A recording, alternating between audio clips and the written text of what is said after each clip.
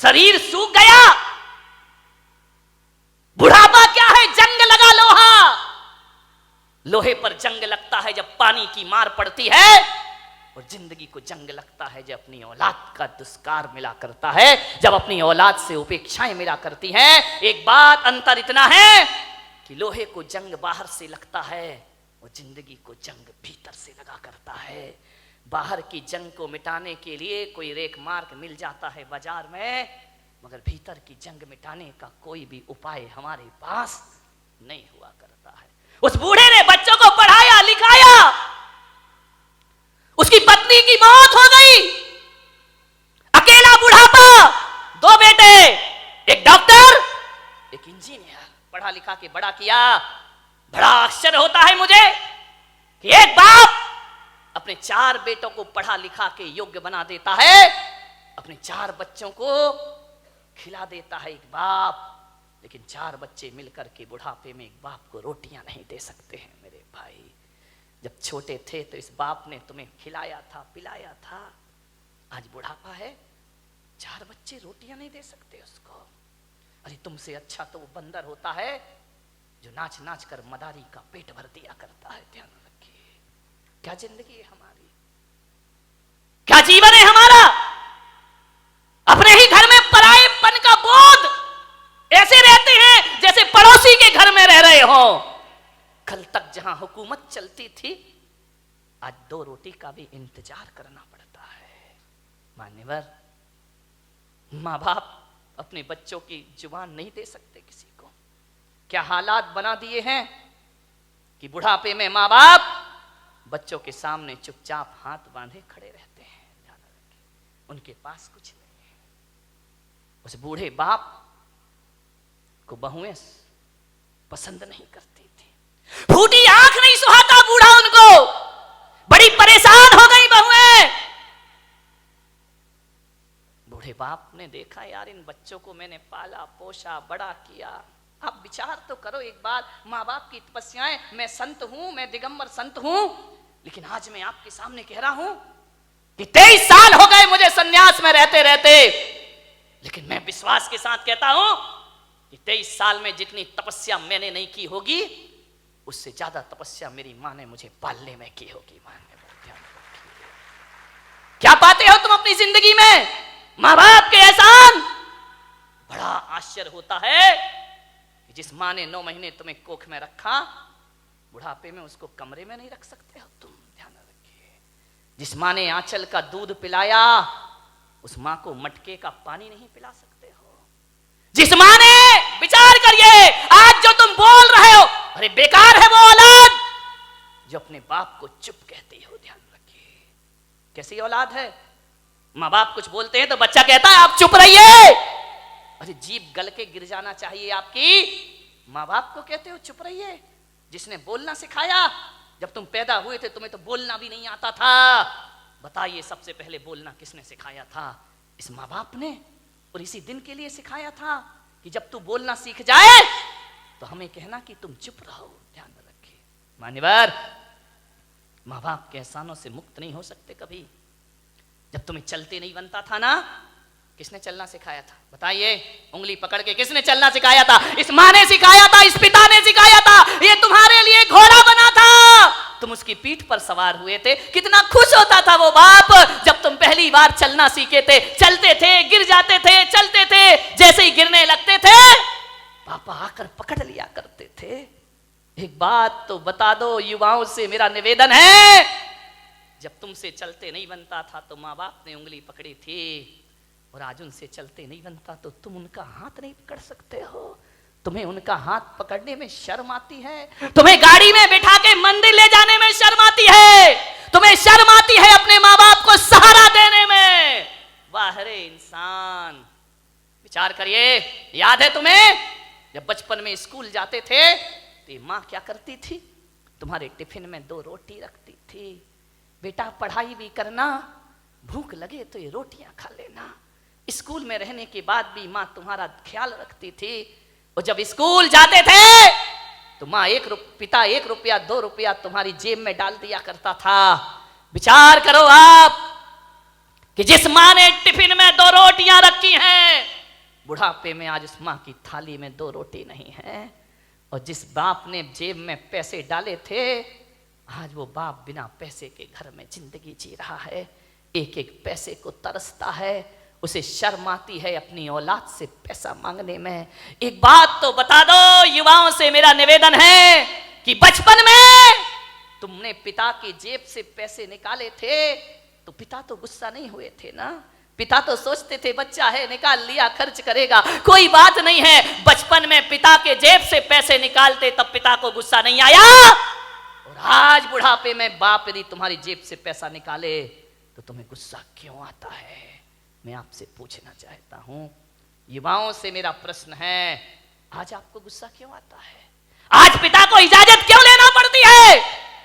एक बात आपसे निवेदन करने जा रहा हूं, मान्यवर, जब तुम छोटे थे ना, ये वही बाप है, तुम्हारे घर में एक चिड़िया आती थी, तुम बचपन में छोटे में पूछते थे पापा ये क्या है?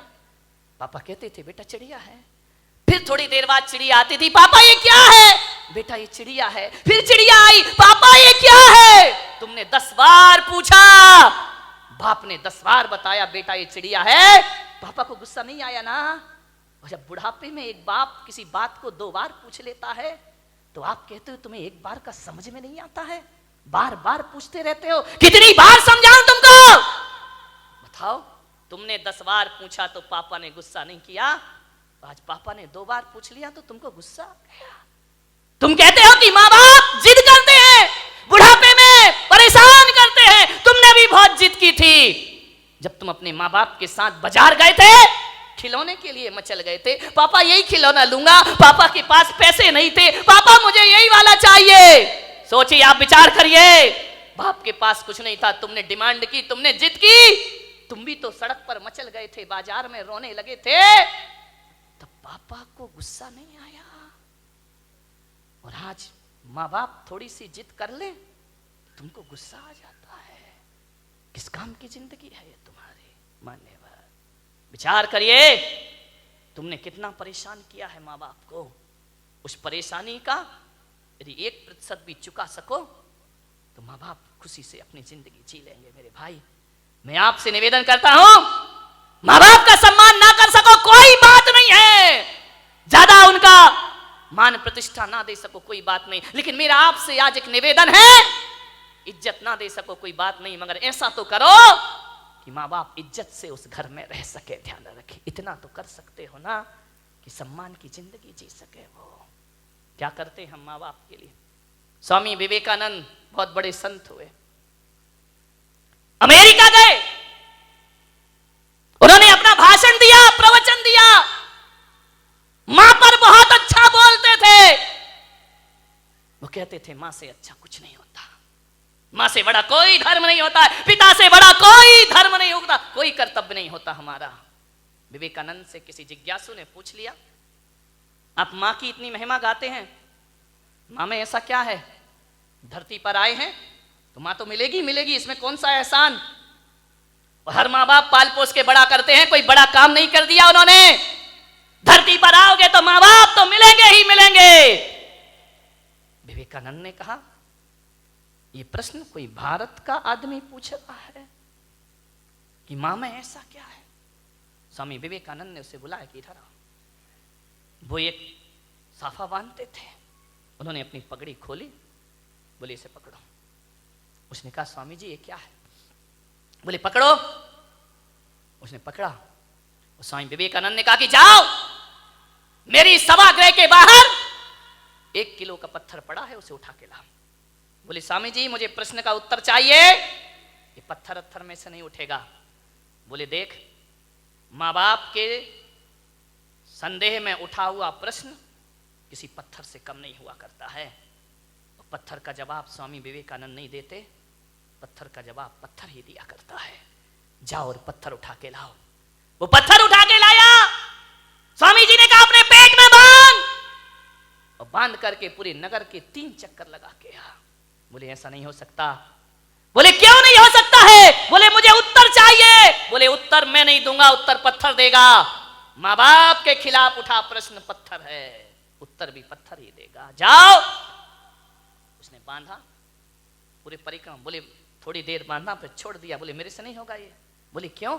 बोले स्वामी जी आप इतने बड़े विद्वान हैं, मनीषी हैं, ज्ञानी हैं, मैं पेट में पत्थर बांध के घूमूंगा तो लोग हंसेंगे, मेरा मजाक बनेंगे, मुझे अच्छा नहीं लगेगा, मुझे शर्म आती है। तो स्वामी विवेकानंद ने कहा उत्तर मिल गया। बोले ये कोई उत्तर है क्या? बोले यही उत्तर है। जब तुझे 1 किलो का पत्थर बांध के घूमने में शर्म आती है, बोल तेरी माँ 9 महीने तुझे पेट में रखकर कैसे घूमी होगी, उसे शर्म नहीं आई होगी, और आज तुझे शर्म आई और तूने पत्थर फेंक दिया। अरे मूर्ख, यदि तेरी माँ को शर्म आती हो तुझे कोख से निकाल कर फेंक देती तो आज मेरी सभा में प्रश्न पूछने की औकात तेरी नहीं होती। इस ध्यान रखिए, ये माँ बाप का उपकार हुआ करता, ये माँ बाप की बदौलत है। एक बात याद रखना मेरे भाई, आज तुम्हारे पास जितनी भी दौलत है वो माँ बाप की बदौलत है, ध्यान रखिए। माँ बाप नहीं होंगे तो कहां से डॉक्टर बन जाओगे, कहां से इंजीनियर बन जाओगे? अरे माँ बाप का एहसान मानो, एहसान मानो इस माँ का। गर्भपात की दुनिया में भी तुम्हें जन्म देने की ताकत रखी है उसने, यदि जन्म से पहले मार देती तो आज यहां बैठ के प्रवचन नहीं सुन रहे होते तुम लोग। आज जो इज्जत तुमने कमाई है ना, ये मत सोचना कि पढ़ लिख के इज्जत कमाई है, ये मत सोचना कि दौलत कमा के इज्जत कमाई है। आज किसी संत की सभा में इज्जत से बैठे हो तो अपनी बदौलत नहीं, अपने माँ बाप की बदौलत बैठे हुए हो, ध्यान रखिए। मेरा आपसे निवेदन है, यदि ये माँ तुम्हें जन्म दे के किसी कचड़े घर में फेंक देती ना, जैसे आज बुढ़ापे में तुम उसे फेंक रहे हो, यदि बचपन में इस माँ ने फेंक दिया होता ना तो ना तुम्हारी जात का पता चलता, ना तुम्हारे बाप का पता चलता, और इस धरती पर नाजायज औलाद बनकर जीते रहते। कोई तुमसे शादी करने को तैयार नहीं होता मेरे भाई। माँ बाप ने जिंदगी भर अपना चरित्र बचाया है, इस माँ ने अपने सतीत्व को बचाया है, उस पिता ने अपने चाल चलन को सुधारा है, तब जाकर तुम इस समाज में इज्जत की जिंदगी जी रहे हो मेरे भाई, ध्यान रखिए। ये इज्जत भी माँ बाप से मिली है, ये नाम भी माँ बाप से मिला है, और तुम्हें डॉक्टर बनाने से पहले तुम्हें डॉक्टर बनाने का सपना माँ बाप ने देखा था, तुमने बाद में, तुम्हें तो अकल भी नहीं थी, तुम्हें तो समझ भी नहीं थी कि इंजीनियर क्या होता है, डॉक्टर क्या होता है। माँ बाप तुम्हें बनाते हैं। आज तुम जहां भी हो, संतों की बदौलत, भगवान की बदौलत हो या ना हो, माँ बाप की बदौलत आज तुम जहां पर भी हो, ध्यान रखिए। माँ बाप का हाथ है इसमें। बूढ़ा दुखी हो गया, बहुएं पसंद नहीं करती, घर जाता बूढ़ा तो ऐसा लगता जैसे किसी जेल में प्रवेश कर रहा हो। पत्नी भी नहीं, फोटो लगी है पत्नी की, लेटा हुआ है पलंग पर, कभी पत्नी को देखता है, कभी अपने आप को देखता है। रात कटती है करवट में, पता नहीं चलता कितनी लंबी रात है। यूं तो अमावस 15 दिन में एक बार आती है, लेकिन उस बूढ़े की जिंदगी में तो अमावस ही अमावस थी, पूर्णिमा तो कभी आ ही नहीं पाई। सुबह ताने भरे शब्दों से नाश्ता मिलता, उलाहना दे करके 2 रोटी मिलती, करते क्या हो तुम यहां बैठे बैठे? कुछ नहीं बोला बूढ़ा, ठीक है जाए भी तो जाए कहां? बड़ा दुखी था, मर भी नहीं सकता, मौत भी नहीं आती, जी भी नहीं सकता, जीने जैसा कुछ बचा भी नहीं है। बहुत दुखी है बूढ़ा। थोड़ा बहुत टहलाता, यार दोस्तों में बैठता, शरीर में ताकत नहीं, कुछ कमाए, कुछ मेहनत करे, फिर घर लौट आता, और घर लौटता तो ऐसा लगता कि किस दरिंदगी की जिंदगी में मैं वापस लौट आया हूं। कोई ढंग से बात नहीं करता, बेटे के पास टाइम नहीं, वो क्लिनिक से आता, वो साइड से आता, नहाता धोता, टीवी के सामने बैठ जा, बूढ़े बाप से कोई कुछ नहीं पूछता। मैं युवाओं से निवेदन करूंगा, बूढ़े माँ बाप को बुढ़ापे में कुछ नहीं चाहिए, कुछ नहीं चाहिए। कोई बूढ़े माँ बाप नहीं कहेंगे अच्छा कमरा दो, अच्छा बंगला दो, गाड़ी दो, मोटर दो, अच्छा खाना दो, कोई माँ बाप नहीं। आपसे निवेदन है, जब कोई बेटा विदेश जाता है ना घूमने के लिए, पढ़ने के लिए, यदि वो पत्नी से पूछता है क्या लेकर आऊं, पत्नी कहती मेरे लिए हार लेकर आना। बच्चे से पूछता बेटा तेरे लिए क्या लेके आऊं, वो कहता है मोबाइल लेके आना। बहन से पूछता है तेरे लिए क्या लेकर आऊं, वो कहती है अच्छे से सूट लेकर के आना। लेकिन जब माँ से पूछता है माँ मैं विदेश जा रहा हूं, बता तेरे लिए क्या लेकर आऊं। तो माँ कहती मेरे पास सब कुछ है मेरे बच्चे, कुछ लाए या ना लाए, मेरा लाल तू वापिस आ जाए, इससे बड़ा उपहार मेरे लिए दुनिया में कोई दूसरा नहीं। एक माँ है जो केवल तुम्हें चाहती है, तुम्हें बस, बाकी सारे रिश्ते तो तुमसे कुछ चाहते हैं। ध्यान रखिए, तुम्हें चाहने वाला कौन है? मान्यवर, क्या चाहिए एक बूढ़े माँ बाप को? पत्नी डिमांड कर सकती है साड़ी की, आभूषण की, माँ बाप तो नहीं करते। कोई उन्हें अच्छा पहनना नहीं चाहिए, उन्हें अच्छा कपड़ा नहीं चाहिए, उन्हें तो सब जीवन जी लिया है। ध्यान रखना, लड़कों से मेरा निवेदन है, बूढ़े माँ बाप को केवल प्रेम के 2 शब्द चाहिए।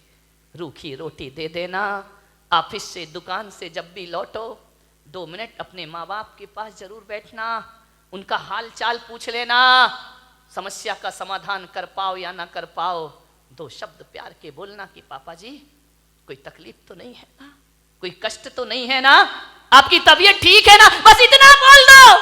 ध्यान रखिए, कुछ नहीं चाहिए माँ बाप को। एक माँ को इतना ही तो सुनना है कि माँ से इतना बोल दे बेटा कि मम्मी तू ठीक है ना।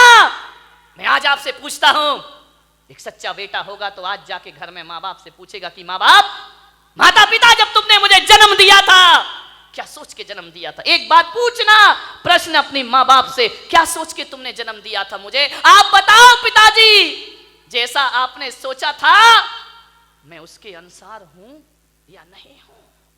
पूछ लो एक बार अपने माँ बाप से।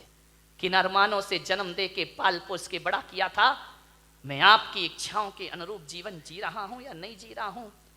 और माँ बाप यदि कुछ ना बोले तो समझना कि तुम अभी वैसा जीवन नहीं जी रहे हो। और मैं पुलक सागर आपको कहता हूं कि माँ बाप यदि चुप हो जाएं तो कसम खा लेना कि आज से मैं माँ बाप के अनुसार जिंदगी जीने का प्रयास करूंगा। ध्यान रखिए, और जो बेटा ऐसा कर लेगा वो किसी संत से कम नहीं हुआ करता है बेटा।